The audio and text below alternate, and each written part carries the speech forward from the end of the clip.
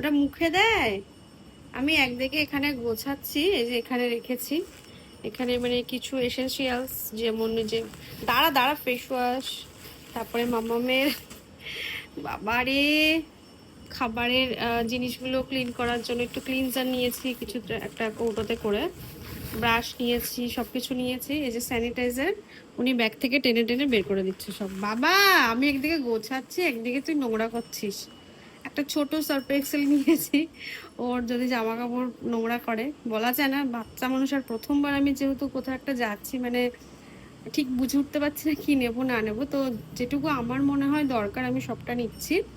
আর সব থেকে ইম্পর্টেন্ট এই যে খাবার তো নিয়েছি, সাথে এই যে মেডিসিনস।